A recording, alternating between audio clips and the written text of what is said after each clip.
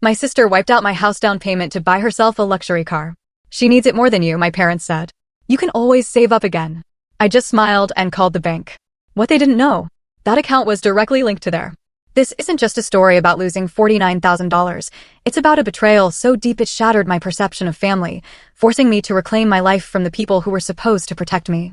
Can you imagine your own parents telling you your life savings, built over 5 years of grueling sacrifice, meant less than your sister's fleeting desire for a new car? Because that's exactly what happened to me. Hi, I'm Abigail, 28 years old, and until last month, I had nearly $50,000 saved for my dream home. 5 years. That's 5 years of working overtime, packing sad brown bag lunches, and saying no to every single vacation. All of it gone in a single day. My sister, Amanda, just waltzed into a bank, emptied my account, and drove off in a brand new Mercedes. The absolute worst part? When I ran to my parents, my heart absolutely breaking, they looked me straight in the eye and said, "You can just save again. Amanda needs this more than you." I was stunned. Silent. Growing up in suburban Boston, it was always painfully clear who the star of our family was. Amanda, my younger sister by 2 years, had that effortless beauty, the kind that made heads turn even when she was a teenager. I was the awkward one, braces, glasses, constantly struggling to fit in. Meanwhile, Amanda was the cheerleading captain, a trail of admirers following her through the hallways. Our parents, Robert and Eleanor Thompson, never even tried to hide their favoritism. When Amanda made the honor roll, there were celebrations, gifts, lavish dinners. When I brought home straight A's, I'd get a quick pat on the back and a dismissive, "That's what we expect from you, Abby." My father, a high school football coach, just clicked with Amanda's athletic ability and outgoing personality.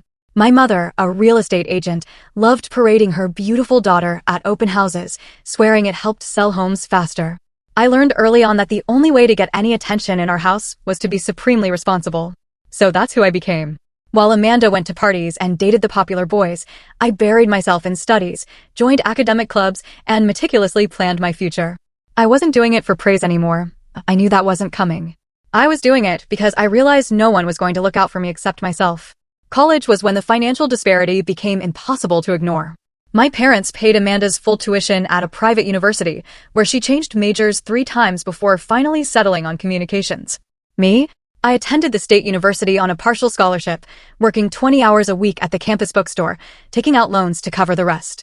When I asked my parents why they wouldn't help me the same way, my father just said, "You're smart, Abby. You'll be fine no matter what. Amanda needs the extra support." Those words became the theme of my entire life. Amanda needs it more. I graduated with an accounting degree and $30,000 in student debt. Amanda graduated with no debt, no job prospects, and moved straight back home where my parents had converted the basement into what they generously called her starter apartment. I took a job at a mid-sized accounting firm in Boston, rented a tiny studio apartment with a roommate, and created a strict budget that would allow me to pay off my loans in 3 years instead of 10. While I was eating ramen and tracking every single penny, Amanda was launching her failed business venture, a social media consultancy that consisted mainly of my parents paying her to post pictures on Instagram. When that inevitably collapsed, they bought her a business wardrobe worth thousands and paid for her to take a luxury vacation to recharge. This pattern continued for years. Amanda would run up credit card debt. My parents would bail her out. She needed a new car because hers was embarrassing. For client meetings, they co-signed the loan. Meanwhile, I was getting promoted at work, building my credit score, and finally paying off my student loans. 5 years ago, after a significant promotion, I opened a special savings account dedicated solely to my future home. Every month, a portion of my paycheck automatically transferred into it. I tracked interest rates, researched first-time homebuyer programs, and calculated exactly how long it would take me to afford a down payment on a modest house in a decent neighborhood. My grandmother, Margaret, was my only ally in the family. Unlike my parents, she actually recognized and appreciated my responsibility. "Your sister may get all the attention now," she told me over tea one Sunday, "but you're building something that will last." Financial independence is the greatest gift you can give yourself. She had grown up during the Depression and truly understood the value of self-reliance. Her words became my mantra whenever I felt tempted to spend money on something frivolous. Last year, things seemed to be improving with my family. Amanda had actually held a job at a marketing firm for over a year, her longest employment ever. My parents even started acknowledging my career achievements, hosting a small dinner when I was promoted to senior financial advisor. For the first time in years, I felt like we were becoming a normal family, one where all members were valued equally. That newfound comfort, that fragile sense of normalcy, led me to let my guard down. I started sharing more about my life, including my excitement about finally reaching my savings goal for a house. During a family dinner 3 months ago, I mentioned I was close to having enough for a down payment and had started looking at listings. "That's wonderful, honey," my mother said, seemingly genuinely happy for me. My father raised his glass in a toast, and even Amanda asked to see some of the houses I was considering. I showed them pictures of a modest 3-bedroom home in a quiet, neighborly area, explaining my plans to renovate the outdated kitchen over time. They all seemed supportive, offering suggestions and expressing excitement. For once, I felt truly seen and appreciated by my family. That moment of connection made what happened next all the more devastating. Last month, I scheduled a meeting with Jessica, a realtor recommended by a colleague. After years of dreaming, researching, and saving, I was finally ready to make an offer on a house I'd fallen in love with, a charming colonial with a small yard and a bay window, perfect for reading. The night before our meeting, I decided to check my special savings account one last time, wanting to confirm the exact amount I had available. I remember every detail of that moment. I was sitting at my kitchen table, laptop open, a cup of chamomile tea steaming beside me. The room was quiet, except for the gentle hum of my refrigerator. I logged into my bank account, navigated to my savings section, and stared at the screen in disbelief. Where there should have been $49,872.33, the sum of 5 years of discipline and saving, there was $1,742. My first thought was that I had somehow logged into the wrong account. I logged out and back in. Same number. I checked my other accounts, thinking perhaps I had transferred the money and forgotten. Nothing. My heart began racing, and my hands shook as I dialed the bank's customer service number. "I need to report unauthorized activity on my account," I told the representative, my voice trembling. "Almost $50,000 is missing." The representative put me on hold to investigate. Those minutes felt like hours as I paced my small apartment, panic rising in my throat. When she returned, her response only confused me more. "Miss Thompson, I'm showing a withdrawal of $49,800 made 2 days ago at our downtown branch. It appears to be an authorized transaction. The withdrawal slip has your signature on it." "That's impossible," I insisted. "I haven't been to that branch in months, and I certainly didn't withdraw that money." After answering security questions and confirming my identity, the representative agreed to escalate the issue to the fraud department. They promised to review the security footage and get back to me within 48 hours. In the meantime, I canceled my meeting with Jessica and took the day off work, too distressed to focus. That afternoon, the fraud department called back with news that turned my confusion into shock. "Miss Thompson, we've reviewed the footage from the branch. The person who made the withdrawal appears to be a young woman who presented your ID and knew all your information, including your mother's maiden name and the verbal password on your account." A sickening realization washed over me. There was only one person who could match that description and might have access to my personal information. "Can you tell me where the money went?" I asked, already suspecting the answer. "The funds were withdrawn as a cashier's check made payable to Luxury Motors of Boston." I hung up, heart pounding, and immediately called my sister. No answer. I texted her, "Need to talk to you ASAP. It's an emergency." No response. I was about to drive to her apartment when I heard the distinctive roar of a luxury car engine outside my building. Looking out the window, I saw Amanda parking a brand new white Mercedes convertible in the visitor spot. She stepped out, sunglasses perched on her head, looking like she'd just won the lottery. When I confronted her in the parking lot, the words out of her mouth weren't an apology or an explanation. Instead, she smiled broadly and said, "Isn't she gorgeous?" "I got such a good deal." "Amanda," I said, struggling to keep my voice steady. "Did you take money from my savings account?" She shrugged, running her hand along the sleek hood of the car. "I needed it for the down payment. They wouldn't approve me for the full loan amount. That was my house fund." I yelled, my voice rising despite my efforts to stay calm. 5 years of saving. How could you do this? Amanda's casual attitude in the face of my distress was perhaps more shocking than the theft itself. "Oh, don't be so dramatic, Abby. You can always save more money. You're good at that stuff." I needed this car now for my image. How am I supposed to impress clients in my old Honda? "You stole from me," I said, the reality of the situation finally sinking in. "You committed fraud. That's a crime." She rolled her eyes. "It's not stealing when it's family. Besides, Mom and Dad said it was okay." Those words hit me like a physical blow. "Mom and Dad knew about this?" "Of course they did," she continued, oblivious to my agony. "I needed their help to find your bank information. They agreed you wouldn't mind. You've always been the financially responsible one, right? That's your whole thing." I stood there in the parking lot, staring at my sister lounging against a car purchased with my dreams, feeling like the ground had disappeared beneath my feet. I drove to my parents' house in a daze, tears streaming down my face as I navigated the familiar route through the suburbs. The same streets I'd grown up on now seemed alien and hostile. How could they have done this? How could they have helped Amanda steal what they knew represented years of my hard work and sacrifice? Our family home, a comfortable two-story colonial with blue shutters and a wraparound porch, had always been a place of mixed emotions for me. Today, as I pulled into the driveway behind my father's Cadillac, it felt like I was walking into an ambush. It was Sunday afternoon, and as expected, both my parents were home. Mom was in the kitchen, preparing their traditional Sunday roast, and Dad was watching golf in the living room. The familiar smell of pot roast and rosemary potatoes filled the air, a scent that had once meant comfort, but now made my stomach churn. "Abby, what a nice surprise," my mother said as I walked in, wiping her hands on her apron. Her smile faded when she saw my tear-stained face. "Honey, what's wrong?" My father muted the TV and joined us in the kitchen. "You look upset, kiddo. What happened?" Their concern seemed so genuine that for a fleeting moment, I wondered if Amanda had lied about their involvement. Maybe they didn't know. Maybe this was all her doing, and they would be as outraged as I was. "Amanda emptied my house savings account," I said, watching their faces carefully. "She took nearly $50,000 and bought herself a Mercedes." The brief exchange of glances between them confirmed everything. They knew. What's more, the complete lack of shock or outrage told me Amanda had been telling the truth. They had helped her. "Now, Abby," my father began, his voice taking on the placating tone he used when he thought I was overreacting. "I know you're upset, but try to see the bigger picture here." "The bigger picture?" I repeated, incredulous. "Dad, she stole from me. She committed fraud. She took 5 years of my savings." My mother stepped forward, placing a hand on my arm that I immediately shook off. "Sweetie, Amanda is going through a really rough time right now. After her breakup with Tyler, she's been struggling with her self-esteem. This car is giving her the confidence boost she desperately needs." I couldn't believe what I was hearing. So, her confidence is worth more than my dreams? My hard work? My trust? "It's not like that," my father said, frowning. "Amanda needs this car for her career. How is she supposed to meet with high-profile clients driving that old Honda? This is an investment in her future." "And what about my future?"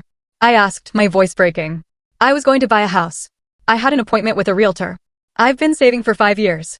"You've always been good with money, Abby," my mother said, as if that justified everything. "You can save it again. You have a stable job, no debt. Amanda is still finding her way."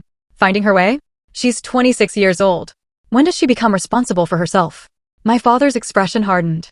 "That's enough, Abigail. Your sister needed help, and we, as a family, stepped up. You've always been the successful one. Would it kill you to make a sacrifice for once?" The injustice of his words struck me speechless. Make a sacrifice? What did he think I'd been doing my entire life? The front door opened and Amanda walked in, car keys dangling from her fingers. She'd changed into designer sunglasses and a new outfit that probably cost more than a month of my mortgage savings. "Oh, good. You're all here," she said, seemingly oblivious to the tension. "Mom, can you help me set up the insurance for the new car? The dealer said I need to do it by tomorrow." I stared at her in disbelief. "Are you serious right now? You steal my money and then waltz in here asking for more help." Amanda rolled her eyes. "God, are you still upset about that? I told you, you can save it again. You had no right to take my money." I shouted, finally losing my composure. "Abigail, lower your voice," my mother scolded. "The neighbors will hear you." "I don't care who hears me. I want my money back, Amanda. All of it." "No." Amanda laughed. "Well, that's not going to happen. The car is already registered in my name. Besides, Mom and Dad agree I needed it more than you need some house." I turned to my parents, hoping against hope that they would correct her, that they would take my side just this once. Instead, my father put his arm around Amanda's shoulders protectively. "Abby, you're being selfish," he said. "Family helps family. Your sister needed this, and you have the means to recover. Why are you making such a big deal out of it?" "Because it's theft." I cried. "Because it's my money that I worked for. Because you've always favored her, and this time you've gone too far." "That's ridiculous," my mother snapped. "We've never played favorites." Amanda smirked. "Maybe they just love me more because I'm not obsessed with money and material things like you are, Abby." The irony of her statement, as she stood there draped in expensive clothes, keys to a luxury car in hand, all purchased with my stolen money, was apparently lost on everyone but me. "I can't believe this is happening," I said, my voice dropping to a whisper. "I can't believe my own family would do this to me." "Oh, stop being so dramatic," Amanda said. "It's just money." "Just money?" "Just 5 years of sacrifices. Just the dream I'd been working towards since college. Just my trust and faith in my family, shattered beyond repair. I looked at the three of them standing together, a united front against me, as it had always been, and realized there was nothing more to say.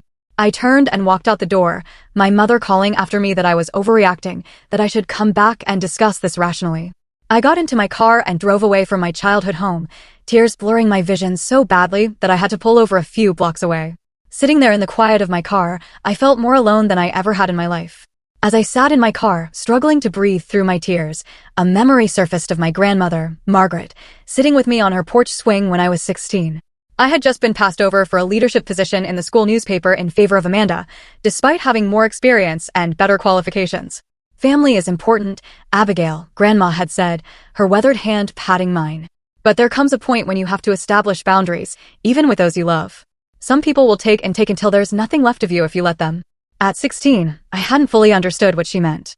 Now, at 28, watching my life savings disappear into my sister's new car with my parents' blessing, I finally did. This wasn't an isolated incident. This was a pattern that had been playing out my entire life. When I was 18, my parents had promised to help with my college tuition. 2 months before my semester, they apologetically explained that they'd used the money to fund Amanda's European backpacking trip because she needed to find herself before college. I took out additional loans. When our grandmother passed away 3 years ago, she left her vintage jewelry collection to be divided equally between Amanda and me. Somehow, by the time the division happened, Amanda had claimed all the valuable pieces, leaving me with costume jewelry and sentimental but worthless items. My parents had overseen the division and saw nothing wrong with it. Every time, I had swallowed my hurt and anger. Every time, I had told myself that family was more important than material things. Every time, I had forgiven without receiving an apology. But this time was different. This time, they had crossed a line that couldn't be uncrossed. I drove to Prospect Hill Park, my favorite spot overlooking the Boston skyline. The view had always calmed me, helped me think clearly. Today, as I watched the sun setting behind the city buildings, I felt a resolve hardening within me. My phone buzzed with a text from my best friend, Diana. Are you okay? You missed our coffee date. With everything that had happened, I'd completely forgotten our standing Sunday evening meetup. I called her immediately. Abby, what's going on?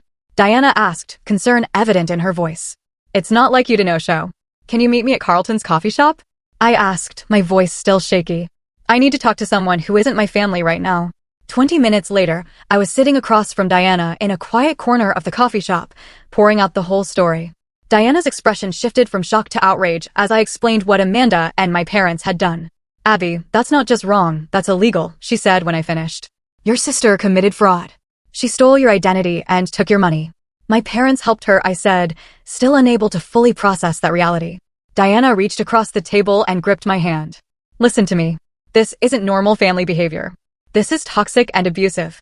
You need to report this to the bank. It's fraud, and probably to the police. They're my family, I said weakly, the default response I'd been programmed with my whole life. Family doesn't steal $50,000 from you, Diana said firmly. And this isn't the first time Amanda has done something like this. I looked up surprised. What do you mean? Diana hesitated, then sighed. I didn't tell you this before because I didn't want to come between you and your sister. But 2 years ago, Amanda asked me for a loan of $5,000 for what she called a business opportunity. When I said no, she somehow got my credit card information and charged almost $3,000 before I caught it. I reported it as fraud and got my money back. But when I confronted her, she acted like it was no big deal. I stared at Diana in shock. Why didn't you tell me? She swore she'd pay me back, said she was desperate, and begged me not to tell you. I was angry, but I let it go after the credit card company refunded my money. I should have told you. I'm sorry. The revelation that Amanda had stolen from others outside the family was the final piece that broke the dam of emotions I'd been holding back. I put my head in my hands and sobbed right there in the coffee shop. Years of suppressed hurt and anger pouring out of me. Diana moved to sit beside me, her arm around my shoulders. It's okay to be angry, Abby. It's okay to stand up for yourself, even against your family. Especially against your family when they're hurting you like this. As my tears subsided, a strange calm settled over me. Diana was right. This wasn't about the money. Not really. It was about respect, boundaries, and self-worth. All things my family had trampled on throughout my life. I don't think I can ever save that much money again, I said quietly. At least not for years. That house I wanted, it's gone. Maybe not, Diana said, a thoughtful expression crossing her face. Didn't you tell me once that you set up some special security features on that savings account? A memory flickered. When I'd opened the dedicated house savings account, I'd been worried about online security. The bank manager had suggested adding an extra layer of protection, a unique verification code that would be required for large withdrawals, different from my usual banking password. The verification code, I whispered, hope stirring faintly. Amanda couldn't have known that. She must have somehow bypassed it or lied about having it, Diana finished. Abby, I think you need to talk to that bank manager again and maybe a lawyer. For the first time since discovering the theft, I felt a glimmer of possibility. If Amanda had circumvented the security measures, that strengthened the case that this was deliberate fraud, not a family misunderstanding as they were trying to frame it. I'll go to the bank first thing tomorrow, I decided, straightening my shoulders. Diana nodded approvingly. And I'm coming with you. It's time you had someone in your corner for a change. As we left the coffee shop, I realized I was standing at a crossroads. Down one path lay the familiar pattern of forgiveness without accountability, of sacrifice without recognition. Down the other lay the unknown territory of standing up for myself, of potentially burning bridges with my family. Grandmother Margaret's words echoed in my mind. Financial independence is the greatest gift you can give yourself. She had been wrong about one thing, though. The greatest gift wasn't financial independence. It was the courage to value yourself enough to demand respect. I chose that path. Monday morning, I walked into First National Bank with Diana beside me for moral support. I had called ahead and scheduled a meeting with William Parker, the bank manager who had helped me set up my house savings account 5 years ago. William remembered me, which wasn't surprising given how often I'd come in during the early days of my savings journey, excitedly making deposits and discussing interest rates. His friendly smile faded as I explained what had happened. Miss Thompson, I'm deeply concerned about what you're describing, he said, reviewing the transaction records on his computer. This account indeed had our enhanced verification protection, which requires a separate 6-digit code for withdrawals over $10,000. This code is different from your regular banking credentials. My sister couldn't have known that code, I confirmed. I never shared it with anyone. William's expression grew serious. According to our records, the withdrawal was processed with a verification code, but he paused, typing something. The system shows it was manually overwritten by the teller after multiple failed attempts. What does that mean? Diana asked. It means, William said carefully, that whoever made this withdrawal likely claimed to be you, failed to provide the correct verification code, but somehow convinced the teller to process the transaction anyway. Is there video of this? I asked. William nodded. Yes, all transactions are recorded. Our fraud department should have reviewed this already, given the size of the withdrawal. He made a call to the security office, speaking in low tones. After hanging up, he turned back to me. They're sending over the footage now, Miss Thompson. Given what you've told me, I strongly recommend you speak with our legal department. This appears to be a clear case of identity theft and fraud. 20 minutes later, I was sitting in a conference room, watching security footage of my sister at the teller window. Her hair styled like mine, wearing glasses similar to ones I owned. She was clearly pretending to be me, presenting my ID and confidently chatting with the teller. When it came time to provide the verification code, the footage showed her becoming flustered, checking her phone repeatedly, then leaning in to speak quietly to the teller. She's claiming she forgot the code, William explained. Based on the teller's report, your sister said she needed the money urgently for a medical emergency and provided additional identifying information to prove she was you. What kind of identifying information? I asked, though I already suspected the answer. Your social security number, mother's maiden name, and the address of your apartment. All information my parents would have had access to. The realization made me feel physically ill. What are my options? I asked William. You have several, he replied. We can freeze any further activity on all your accounts immediately. You can file a formal fraud claim with the bank, which would trigger an investigation, and I strongly recommend this. You should report this to the police as identity theft. Diana squeezed my hand supportively. You should do all three. If I file a police report, I said slowly, my sister could face criminal charges. William nodded solemnly. Yes, identity theft and bank fraud are serious crimes. But without a police report, recovering your money becomes much more difficult, especially since the funds have already been used to purchase a vehicle. I took a deep breath. I'll do it. All of it. After freezing my accounts and filing the initial paperwork with the bank, Diana drove me to meet with Michael Stein, a lawyer who specialized in financial fraud cases. His office was small but professional, lined with law books and framed diplomas. Based on what you've told me and the bank's initial findings, you have a very strong case, Michael said after hearing my story. The bank has a responsibility to ensure proper verification protocols are followed. The fact that the teller overrode the security measures is problematic for them. What about my sister? I asked. And my parents? Michael leaned forward, his expression serious. Your sister committed identity theft and bank fraud, both federal offenses. Your parents, if they knowingly assisted her, could be considered accessories. However, proving their involvement might be difficult without explicit evidence. He outlined a plan: send a formal demand letter to Amanda, requiring the return of the full amount within 7 days. If she failed to comply, we would proceed with both civil action to recover the funds and work with the district attorney on potential criminal charges. Before we go further, Michael said, I want to make sure you understand what this means. Legal action against family members can have permanent consequences for those relationships. Are you prepared for that? I thought about my parents' dismissal of my feelings, about Amanda's casual theft of my dreams, about a lifetime of being the responsible one who was expected to sacrifice without complaint. Yes, I said firmly. I'm prepared. Before taking the irreversible step of filing a police report, I decided to give Amanda one last chance. I sent her a text message that evening. Amanda, I've spoken with the bank and a lawyer. What you did constitutes identity theft and fraud. I'm giving you one opportunity to return the full amount you took from my account. If you don't, I will be filing a police report tomorrow and pressing charges. This is not a threat. It's the consequence of your actions. Her response came minutes later. LOL. Are you serious? You would send your own sister to jail over money? Good luck with that. Mom and Dad would never let you. Her dismissive attitude erased any lingering doubts I had.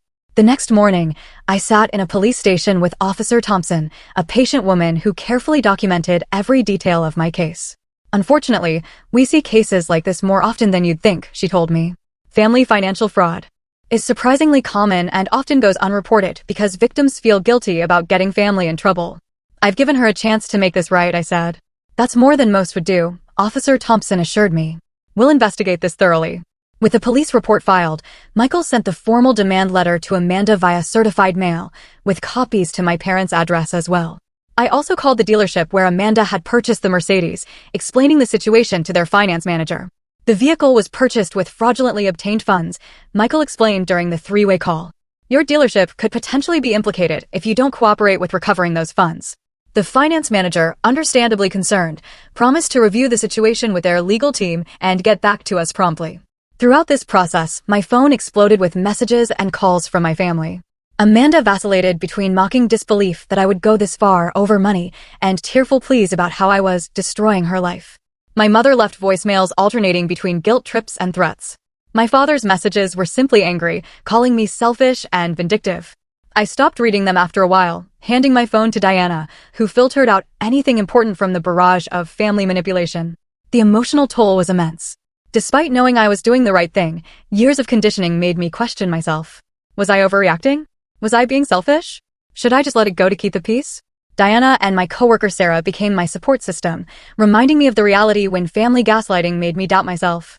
Sarah, who had experienced similar family dynamics, introduced me to a therapist specializing in family trauma. What your family did wasn't just financially abusive, Abigail, Dr. Winters told me during our session. It was the culmination of a lifetime of emotional manipulation and scapegoating. Your reaction isn't just about the money. It's about finally saying enough to the entire dynamic. 3 days after the certified letters were delivered, the dealership called. After consulting with their legal department, they had decided to cooperate fully with the investigation. They provided documentation showing that Amanda had used a cashier's check from my bank to make a down payment of $49,800 on the Mercedes, financing the remainder. That same day, the bank's fraud investigation concluded that proper verification protocols had not been followed. They acknowledged liability and agreed to restore the full amount to a new account while the case against Amanda proceeded. It felt like a ray of light in a very dark tunnel. The bank's decision to restore my funds was a major victory, but it was just the beginning of the fallout from my decision to stand up for myself. Amanda was served with legal papers at her workplace, a detail I hadn't specified, but that the process server had deemed appropriate given her avoidance of her home address. She called me screaming the moment the server left, her voice so shrill I had to hold the phone away from my ear. How could you humiliate me like this in front of my entire office? Everyone saw. I could get fired. You committed fraud, Amanda, I replied calmly. These are the consequences of your actions. It's family money, she yelled. You're being ridiculous. No, it was my money that I earned and saved, and now you have a chance to make this right before things get worse. She hung up on me. Minutes later, my mother called. Abigail Catherine Thompson, she began, using my full name as she always did when she was furious. I have never been so disappointed in you. Your sister is absolutely devastated. How could you send someone to her workplace? Do you have any idea what you've done to this family? I didn't choose where they served her, Mom. And yes, I know exactly what I'm doing. I'm finally standing up for myself after a lifetime of being taken advantage of. That is the most selfish thing I've ever heard. Family helps family, Abigail. Your sister made a mistake, but to go to these lengths over money, to involve lawyers and police. What will people think? I don't care what people think anymore. I care about what's right. My father's call was even worse. He didn't yell like Mom and Amanda. Instead, his voice was cold and cutting. You've always been jealous of your sister, he said. But I never thought you'd stoop this low to hurt her. If you go through with this, you're no longer welcome in this family. His words hurt more than I wanted to admit, but I held firm. I'm sorry you feel that way, Dad. I love you, but I won't let anyone steal from me, not even family. The situation escalated when other relatives began taking sides. My Aunt Patricia, my mother's sister, called to lecture me about forgiveness and family loyalty. My Uncle James, my father's brother, surprised me by offering his support. Your parents have always let Amanda get away with murder, he said gruffly. About time someone held her accountable. The legal pressure, combined with the dealership's cooperation, finally forced Amanda's hand.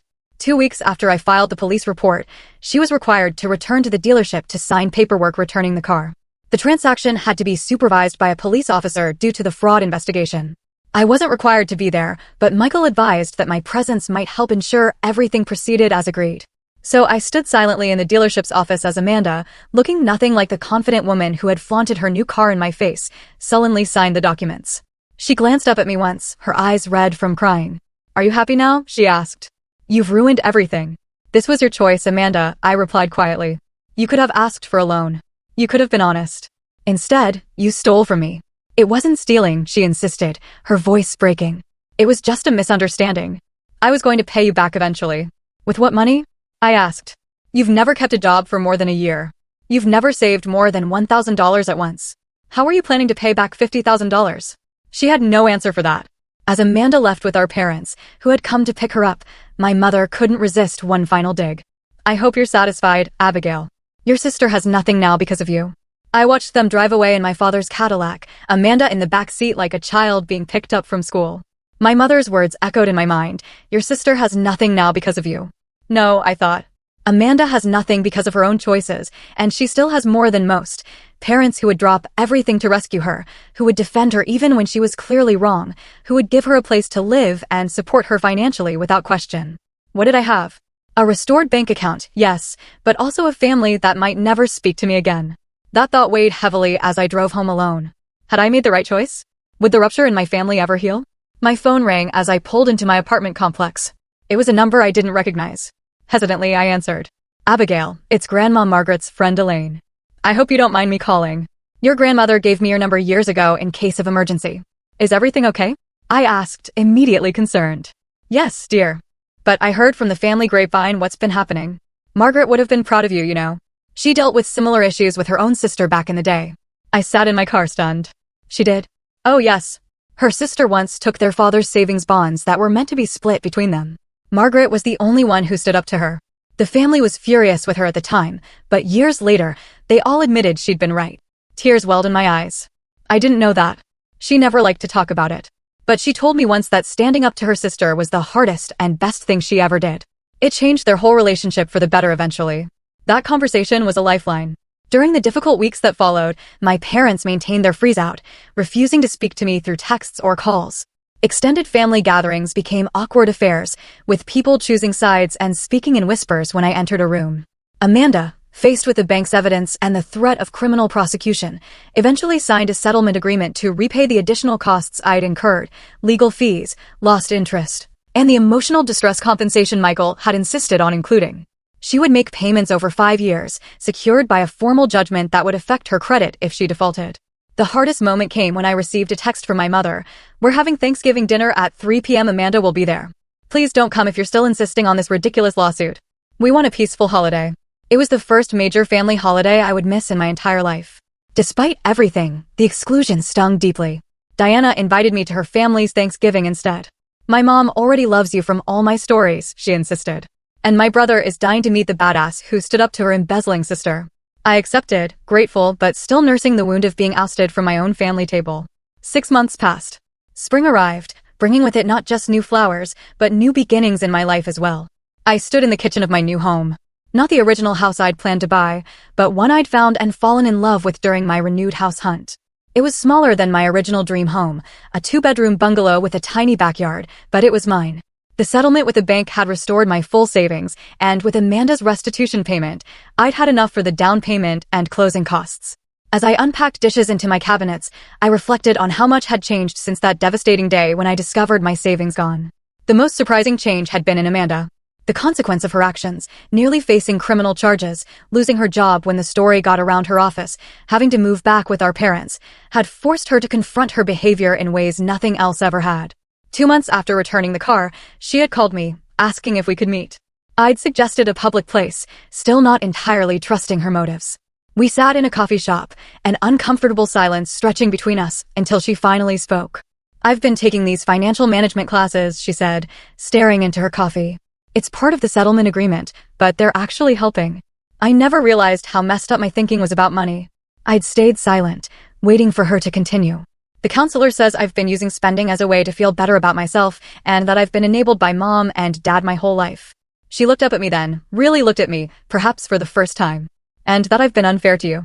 It wasn't quite an apology, but it was more self-awareness than I'd ever heard from her. "I'm working at a call center now," she continued.